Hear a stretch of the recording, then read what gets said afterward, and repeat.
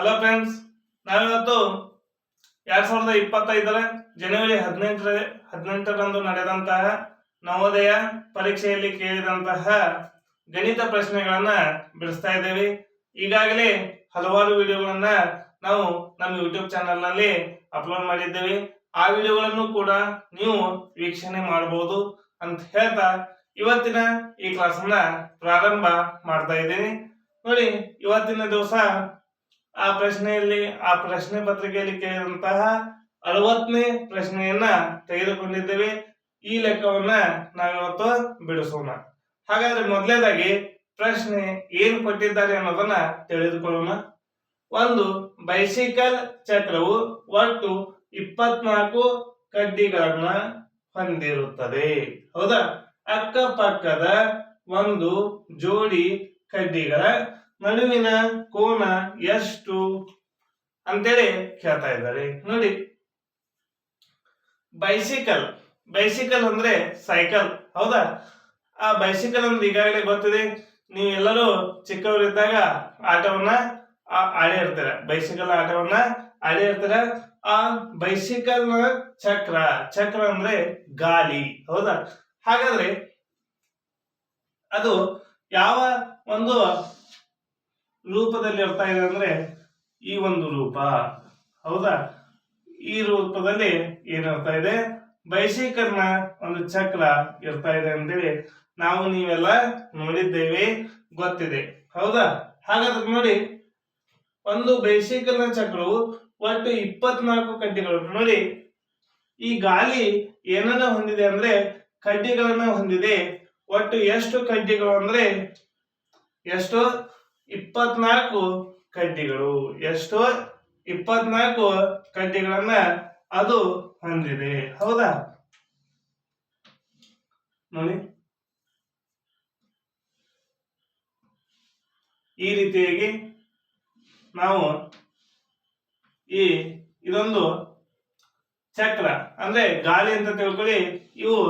ಈ ಗಾಲಿಯಲ್ಲಿರುವಂತಹ ಕಡ್ಡಿಗಳು, ಈ ಗಾಲಿಯಲ್ಲಿರುವಂತಹ ಕಡ್ಡಿಗಳಂತೇಳಿ ಕಲ್ಪನೆಯನ್ನ ಮಾಡ್ಕೋಬೇಕು. ಹಾಗಾದ್ರೆ ಈ ಒಂದು ಸೈಕಲ್ ಗಾಲಿ ಅನ್ನುವಂಥದ್ದು ಎಷ್ಟು ಚಕ್ರಗಳನ್ನ ಹೊಂದಿದೆ ಅಂದ್ರೆ ಕಡ್ಡಿಗಳು. ಈ ಗಾಲಿಯು ಎಷ್ಟು ಕಡ್ಡಿಗಳನ್ನ ಹೊಂದಿದೆ ಅಂದ್ರೆ 24 ಕಡ್ಡಿಗಳನ್ನ ಹೊಂದಿದೆ. ಹಾಗಾದ್ರೆ ನೋಡಿ, ಇದೊಂದು ಕಡ್ಡಿ, ಇವೆರಡು ಕಡ್ಡಿ ನಡುವೆ ಇರುವಂತಹ ಒಂದು ಕೋನವನ್ನ ಕೇಳ್ತಾ ಇದ್ದಾರೆ. ಹಾಗಾದ್ರೆ ನೋಡಿ, ಇಲ್ಲಿರುವಂತಹ ಕೋನ, ಇವೆರಡು ಕಡ್ಡಿಗಳ ನಡುವೆ ಇರುವಂತಹ ಕೋನ, ಇವೆರಡು ಕಡ್ಡಿಗಳ ನಡುವೆ ಇರುವಂತಹ ಕೋನವನ್ನ ಕೇಳ್ತಾ ಇದ್ದಾರೆ. ಹಾಗಾದ್ರೆ ಇದನ್ನ ಯಾವ ರೀತಿಯಾಗಿ ಬಿಡಿಸ್ಬೇಕಂದ್ರೆ ನಮ್ಗೆ ಈಗಾಗಲೇ ಗೊತ್ತಿದೆ. ಈ ಚಕ್ರ ಅನ್ನುವಂಥದ್ದು ಯಾವ ರೀತಿಯಾಗಿ ನಮ್ಗೆ ಕಾಣ್ತಾ ಇದೆ ಅಂದ್ರೆ ಒಂದು ವೃತ್ತ ಅಥವಾ ಸರ್ಕಲ್ ಅಂತ ನಾವು ಏನ್ ಕೇಳ್ತಾ ಇದೀವಿ, ಆ ರೀತಿಯಲ್ಲಿ ನಮಗೆ ಇದು ಚಕ್ರ ಕಾಣ್ತಾ ಇದೆ. ಹಾಗಾದ್ರೆ ಅಷ್ಟೇ ಅಲ್ಲ, ಇದು ಮತ್ತೇನಾಗಿದೆ ಅಂದ್ರೆ ಪೂರ್ಣ ಕೋನ ಅಂತೇಳಿ ನಾವು ಹೇಳ್ತಾ ಇದ್ದೀವಿ. ಕೋನಗಳ ವಿಧಗಳಲ್ಲಿ ಇದು ಯಾವ ರೀತಿಯಾಗಿ ನಮಗೆ ಕಾಣಿಸ್ತಾ ಇದೆ ಅಂದ್ರೆ ಪೂರ್ಣ ಕೋನದ ರೀತಿಯಲ್ಲಿ ಕಾಣಿಸ್ತಾ ಇದೆ. ಹಾಗಾದ್ರೆ ಆ ಕೋನದ ವಿಧವನ್ನು ನಮ್ಗೆ ಈಗಾಗಲೇ ಗೊತ್ತಿದ್ದಾವೆ. ಲಘು ಕೋನ, ಲಂಬ ಕೋನ, ವಿಶಾಲ ಕೋನ, ಸರಳ ಕೋನ, ಸರಳಾಧಿಕ ಕೋನ ಮತ್ತು ಪೂರ್ಣ ಕೋನ. ಹಾಗಾದ್ರೆ ಇದು ಪೂರ್ಣ ಕೋನವಾಗಿದೆ ಅಂದಾಗ ನಮಗೆ ಒಂದು ವಿಷಯ ಗೊತ್ತಿದೆ. ಏನು? ಪೂರ್ಣ ಕೋನ = 360 ಡಿಗ್ರಿ. ನೋಡಿ, ಇದು ಪೂರ್ತಿ ಪೂರ್ಣ ಕೋನ ಆದಾಗ ಆ ಪೂರ್ಣ ಕೋನದ ಅಳತೆ ಎಷ್ಟಾಗ್ತಾ ಇದೆ? 360 ಡಿಗ್ರಿ. ಹಾಗಾದ್ರೆ ನೋಡಿ, ಇಲ್ಲಿ ಎರಡೆರಡು ಕೋನಗಳ ನಡುವೆ, ಎರಡೆರಡು ಕಡ್ಡಿಗಳ ನಡುವೆ ಏನಾಗ್ತಾ ಇದೆ? ಕೋನ ಉಂಟಾಗ್ತಾ ಇದೆ. ಹಾಗಾದ್ರೆ ಪ್ರತಿಯೊಂದು ಜೋಡಿಯ ಒಂದು ಕಡ್ಡಿಗಳ ನಡುವಿನ ಕೋನ ಎಷ್ಟಾಗ್ತಾ ಇದೆ ಅನ್ನೋದನ್ನ ನಮಗೆ ಏನ್ ಮಾಡೋದು ಹೇಳಿದ್ದಾರೆ? ಕಂಡು ಹಿಡಿಯಲು ಹೇಳಿದ್ದಾರೆ. ಯಾವ ರೀತಿಯಾಗಿ ಅಂದ್ರೆ ಒಟ್ಟು ಕೋನದ ಅಳತೆ ಎಷ್ಟಿದೆ? 360 ಡಿಗ್ರಿ. ಹಾಗಾದ್ರೆ ಇಲ್ಲಿ ಒಟ್ಟು ಎಷ್ಟು ಕಡ್ಡಿಗಳದಾವ ಅಂದ್ರೆ 24 ಕಡ್ಡಿಗಳದಾವ. ಈ 360 ಡಿಗ್ರಿಯನ್ನ ನಾವೇನ್ ಮಾಡ್ಬೇಕು? ಈ 24ರಿಂದ ಭಾಗಿಸಬೇಕು. 24ರಿಂದ ಭಾಗಿಸಬೇಕು.